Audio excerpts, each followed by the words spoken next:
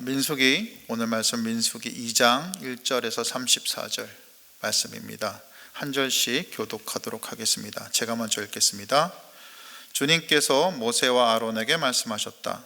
이스라엘 자손이 진을 칠 때에는 회막을 중심으로 하여 그 둘레에 진을 치되 각기 자기가 속한 부대 기가 있는 곳에다 자기 가문의 깃발을 함께 세우고 진을 쳐야 한다. 동쪽 곧 해 뜨는 쪽에 진을 칠 부대는 유다 진영의 깃발 아래에 소속된 부대들이다. 유다 자손의 지휘관은 암미나답의 아들 나손이다. 그가 이끌 부대 군인의 수는 74,600명이다. 유다 자손의 한쪽 옆에는 이사갈 지파가 진을 친다. 이사갈 자손의 지휘관은 수알의 아들 느다넬이다.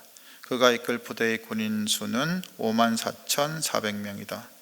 유다 자손의 또 다른 한쪽 옆에는 스불론 지파가 진을 친다. 스불론 자손의 지휘관은 헬론의 아들 엘리압이다. 그가 이끌 부대의 군인 수는 57,400명이다. 유다 진영에 소속된 각 부대의 군인의 수는 모두 더하여 186,400명이다. 행군할 때에는 유다 진영이 첫 번째로 출발한다. 남쪽에 진을 칠 부대는 루벤 진영의 깃발 아래 소속된 부대들이다. 루벤 자손의 지휘관은 스데울의 아들 엘리술이다. 그가 이끌 부대의 군인 수는 46,500명이다. 루벤 자손의 한쪽 옆에는 시몬 지파가 진을 친다. 시몬 자손의 지휘관은 수리사대의 아들 슬로미엘이다. 그가 이끌 부대의 군인 수는 59,300명이다. 루벤 자손의 또 다른 한쪽 옆에는 갓 지파가 진을 친다. 갓 자손의 지휘관은 로이의 아들 엘리아삽이다. 그가 이끌 부대의 군인 수는 모두 더하여 45,650명이다. 루벤 진영에 소속된 각 부대의 군인 수는 모두 더하여 151,450명이다. 행군할 때에는 루벤 진영이 두 번째로 출발한다. 그 다음에 회막이 레위 사람의 진영과 함께 출발하여 모든 군대의 가운데 서서 나아간다. 각 부대는 진을 칠 때와 같은 순서로 출발하되 각기 자기 부대 길을 앞세우고 제자리를 지켜야 한다. 서쪽에 진을 칠 부대에는 에브라임 진영의 깃발 아래 소속된 부대들이다. 에브라임 자손의 지휘관은 암미우스의 아들 엘리사마이다. 그가 이끌 부대 군인 수는 45,000명이다. 에브라임 자손 한쪽 옆에는 므낫세 지파가 진을 친다. 므낫세 자손의 지휘관은 부다술의 아들 가말리엘이다. 그가 이끌 부대의 군인 수는 32,200명이다. 에브라임 자손의 또 한쪽 옆에는 베냐민 지파가 진을 친다. 베냐민 자손의 지휘관은 기드오니의 아들 아비단이다. 그가 이끌 부대의 군인 수는 35,400명이다. 에브라임 진영에 소속된 각 부대의 군인 수는 모두 더하여 108,100명이다. 행군할 때에는 에브라임 진영이 세 번째로 출발한다.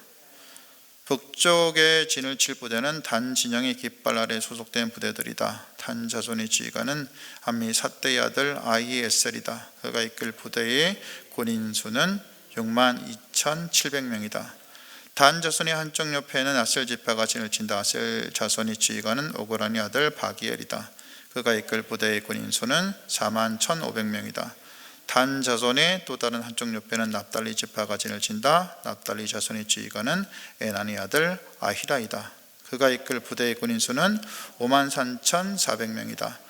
단 진영에 소속된 각 부대의 군인 수는 모두 더하여 157,600명이다. 행군할 때에는 단 진영이 그들의 부대기를 앞세우고 마지막으로 출발한다.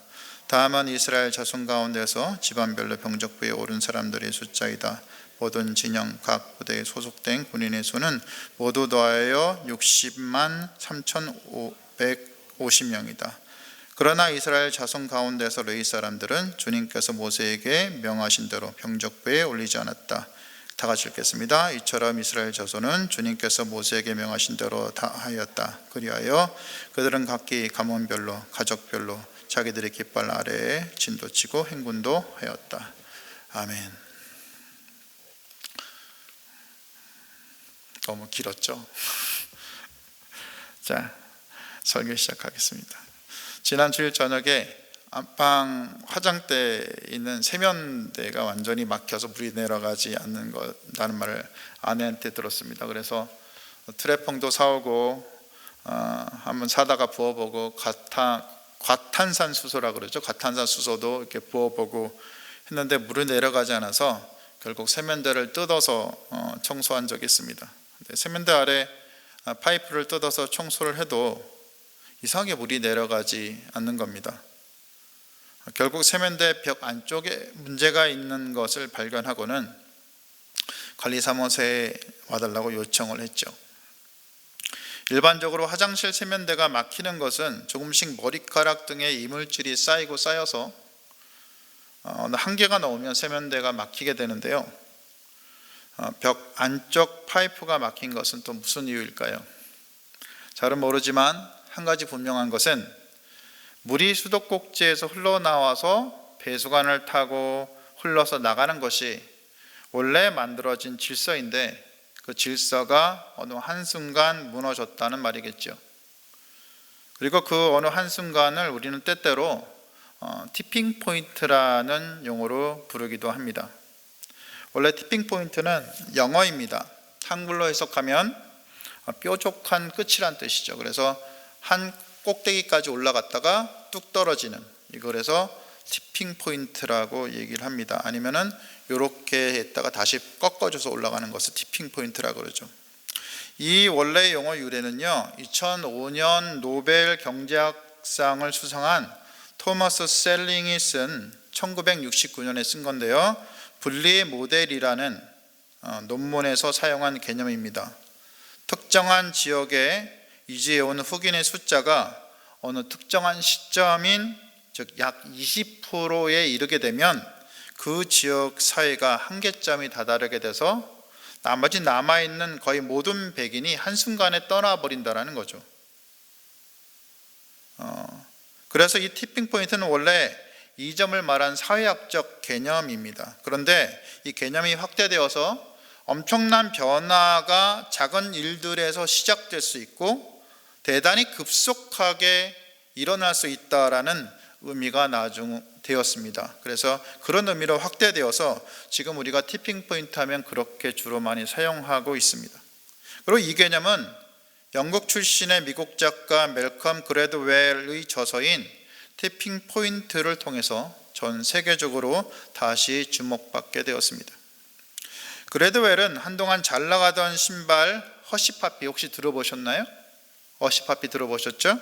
허쉬파피가 1994년 연간 매출로 3만 켤레로 뚝 떨어지는 이게 위기 상황에서 95년도에 매출이 갑자기 급격히 상승해서 43만 켤레가 팔려나가고 그 다음 해인 96년에 170만 켤레가 팔려나가는 대이변이 일어난 것을 예를 들어서 이 티핑 포인트의 개념을 설명했는데요. 그 이후로 대히트한 영화 포레스트 검프에서 주연 배우 톰 행크스 아시죠? 톰 행크스가 이 허쉬파피를 신었답니다. 그래서 그런지 이 95년 가을에 유명 패션 디자이너들이 허쉬파피를 다시 부각을 시켰다고 합니다. 그래서 이 허쉬파피가 이 소문을 타고 매출이 폭증했다는 거죠. 그래드웰은 자신의 책에서 이렇게 말합니다. 당신의 주변을 돌아보라. 움직일 수 없는 무자비한 곳으로 보일지 모른다. 그러나 그렇지 않다. 적소를 찾아 조금만 힘을 실어주면 순간에 바뀔 수 있다. 우리는 이 티핑 포인트를 생각하면서 혹 지지리도 안 풀리는 사업에 극적인 변화가 있기를 바랄 수도 있습니다. 또 저 같은 사람은 저희 부족한 설교나 영성의 수준이 이 티핑 포인트 수준으로 한 단계 극적인 변화가 있기를 소망하기도 하는 거죠.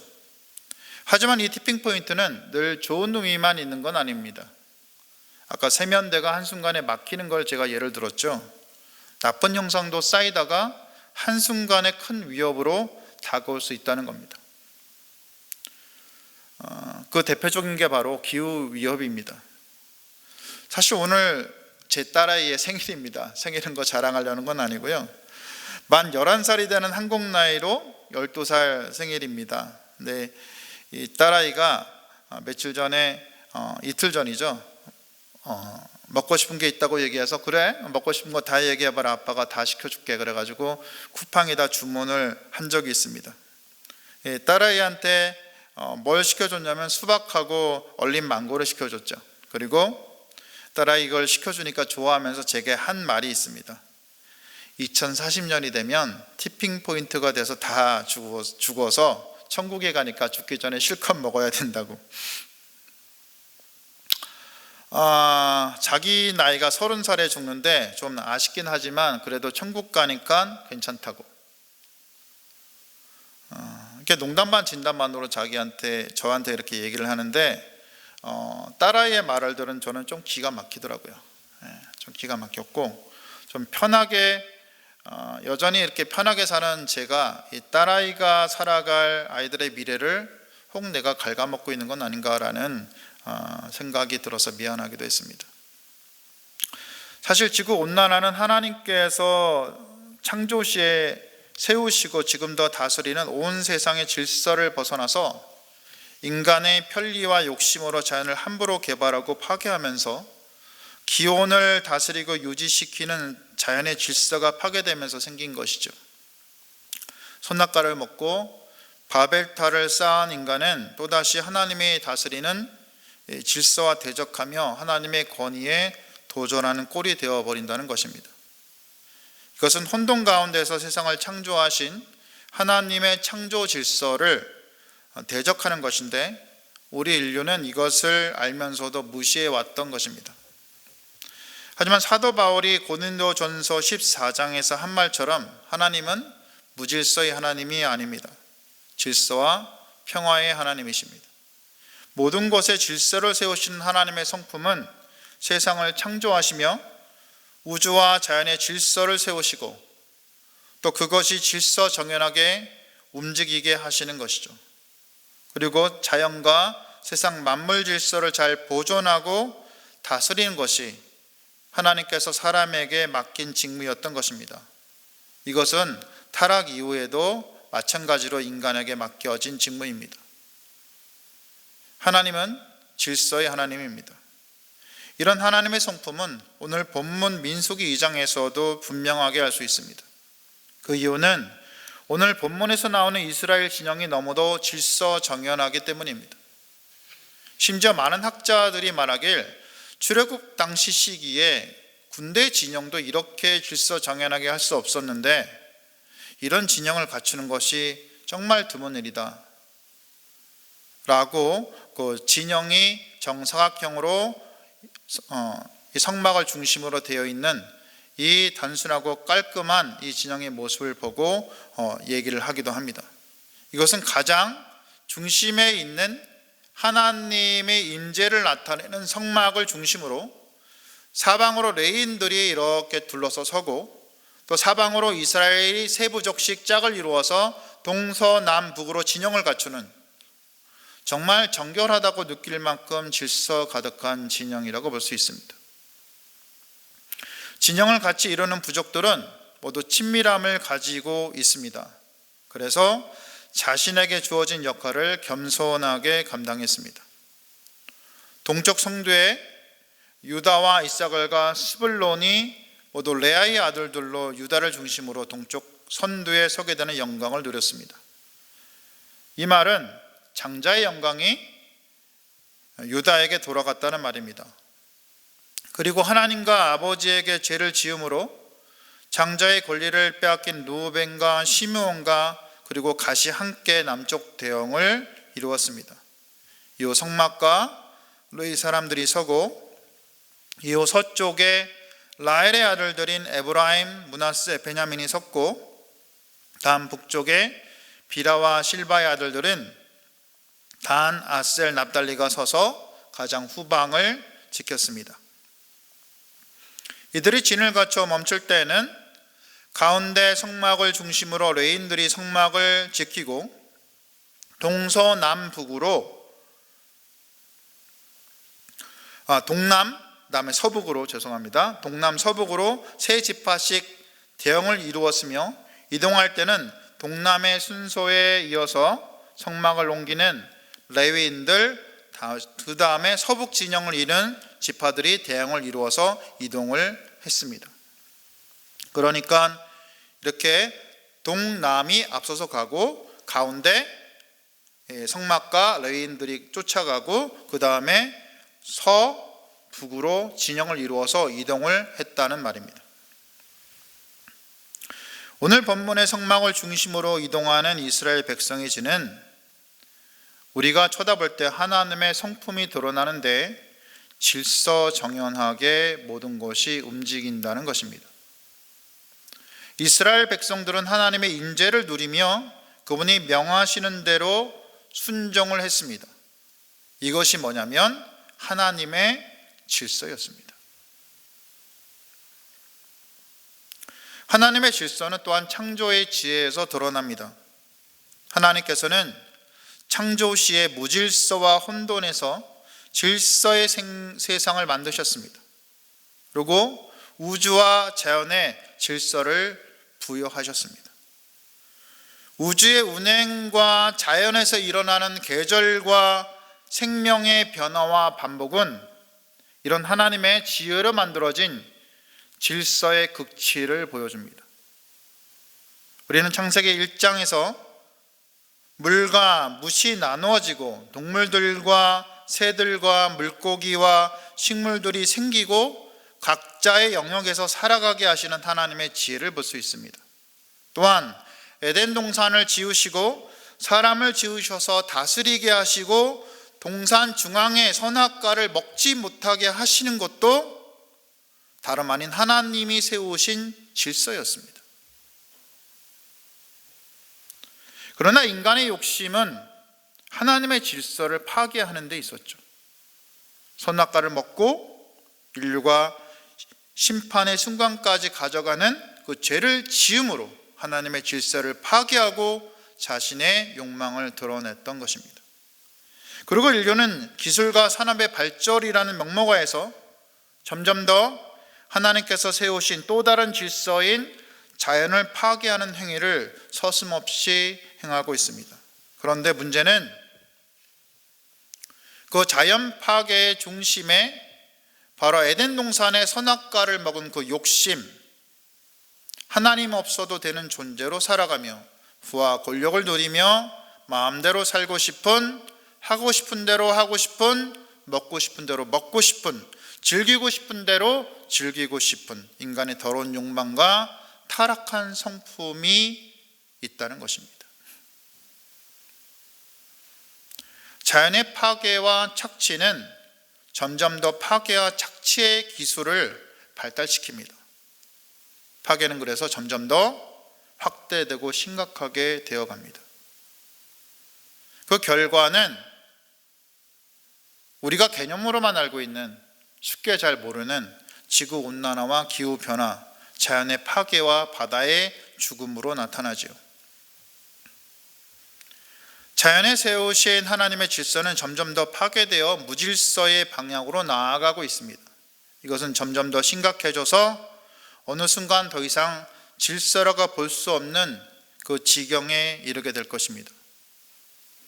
이것이 질서에서 자연 무질서로 급격한 전환이 일어나게 되는 아까 말씀드린 틱핀 포인트가 될 것입니다. 많은 분들이 보셨겠지만 작년 9월에 KBS에서 방영한 붉은 지구라는 다큐가 있었습니다. 혹시 보셨는지 모르겠습니다.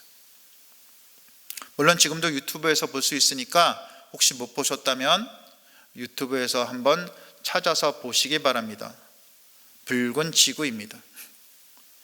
비록 이 다큐가 탄소를 발생시키는 축산업이나 핸드폰 등의 사업, 개발도상국의 산업에서 일어나는 탄소 발생을 다 다루지는 못했습니다. 다만 적어도 온난화로 인한 기후의 변화, 또 제주도를 중심으로 벌어지는 자연의 심각한 파괴와 변화를 잘 다루었으면 의심의 여지가 없습니다.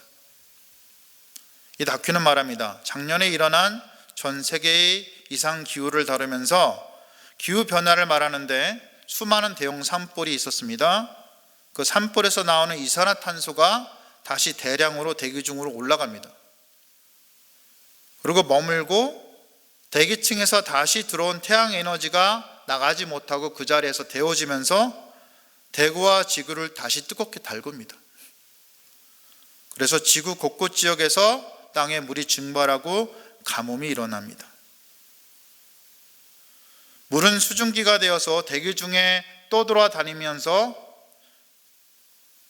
수증기층이 한꺼번에 한 지역에서 집중해서 내립니다. 그 지역에서는 홍수가 생깁니다. 그리고 다시 다른 쪽에서는 계속 불볕더위가 일어나면서 곳곳에 산불이 일어납니다. 그러니까 이 악순환이 반복된다라는 거죠. 점점점 대기에 이산화탄소와 많은 것들은 쌓여가고 지구는 점점점 더 빨리 더워진다는 겁니다. 지금까지 지구는 북쪽의 차가운 에너지와 적도의 뜨거운 에너지가 적절하게 질서를 유지해 오면서 이 대류와 해류의 순환을 만들어 갔습니다. 각 뜨거운 기온을 유지해 왔는데 이 대기 속에 갇힌 에너지가 갇혀 있기 때문에 적도와 극지방의 온도차가 이제는 적어졌습니다. 그래서 우리가 늘 많이 봐왔던 극지방의 얼음 녹는 것도 그렇게 되었고, 또 온도가 차이가 별로 없어서 대기의 흐름이 급격하게 둔화되었습니다. 그래서 캐나다 밴쿠버에 대한 뉴스를 작년에 혹시 들어보신 기억이 있는지 모르겠는데, 더운 대기가 장기간 머물러서 무려 40도가 넘는 극한더위가 밴쿠버에 몇 달간 있었습니다. 밴쿠버의 평균 온도는요, 겨울에도 여름에도 거의 20에서 25도 그 사이입니다. 근데 밴쿠버에서 그러니까 수많은 사람들이 너무 더워서 죽었습니다. 에어컨이 없었기 때문에. 그리고 생물이 죽고 대형 산불이 일어났습니다. 유사하게 미국 캘리포니아 지역에서는 산불이 한 달 만에 서울 면적의 3배가 넘는 곳에 일어나서 모든 것을 잿더미로 만들었습니다.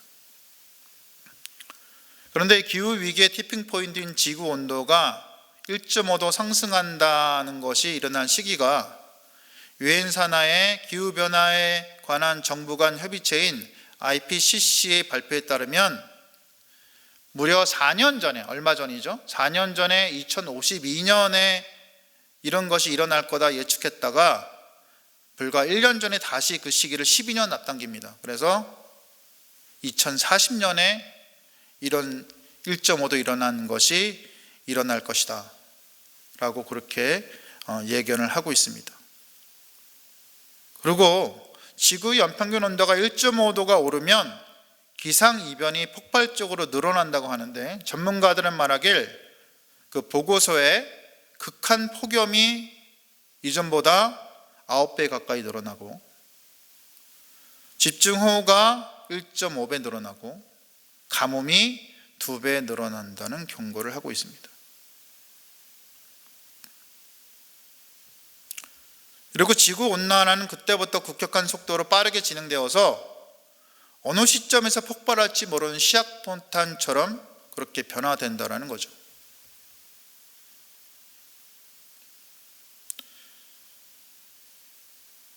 아까 얘기한 붉은 지구라는 영상에서 이미 30년 전에 지구온난화를 예측한 기후과학자 제임스 한센이 우리한테 다시 경고합니다. 지금 당장 지구온도를 낮춰야 합니다. 그렇지 않으면 아이들에게 통제 불가능한 지구를 넘겨주게 될 것입니다. 성도 여러분, 지금까지 보아왔듯이 하나님은 무질서의 하나님이 아니십니다. 질서의 하나님이십니다. 그분이 질서의 하나님이시기에 우주와 자연을 창조하실 때 질서가 가득하게 창조하셨습니다. 그리고 인간을 창조하셔서 그 자연의 질서를 잘 유지하라고 하셨습니다. 이것이 세상을 다스리라는 하나님의 명령의 의미입니다. 그리고 하나님은 인간이 하나님과 인간들끼리 관계를 질서 있게 유지하도록 율법을 허락하셨습니다.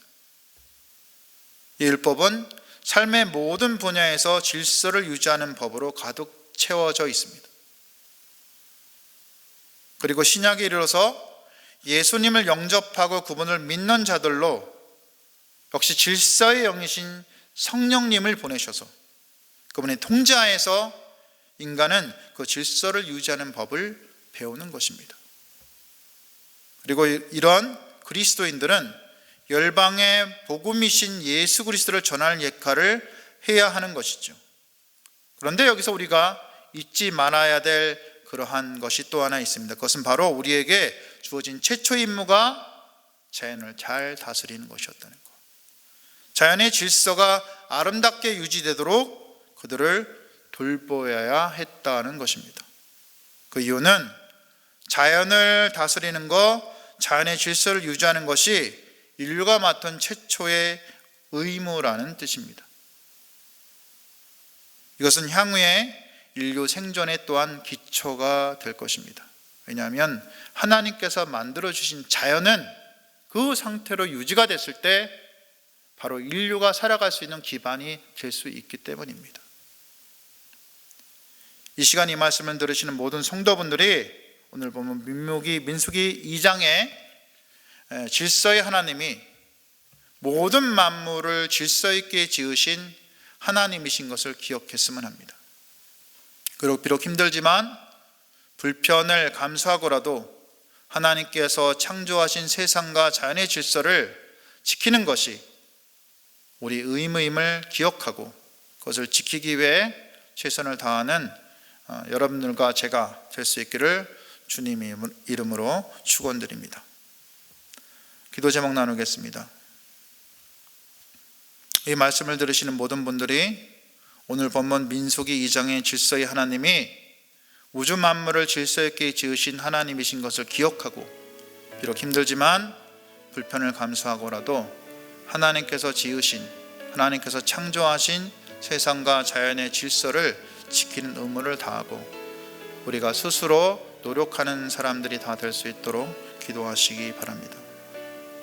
두 번째로 교회가 이 어려운 시기에 하나님을 제대로 바라보면서 올바른 길을 걸어갔으면 합니다. 교회의 진정한 머리신 예수님께 모든 것을 의탁하고 우리의 삶을 예배를 드리는 우리 성도들이 다 될 수 있도록 기도해 주시기 바랍니다.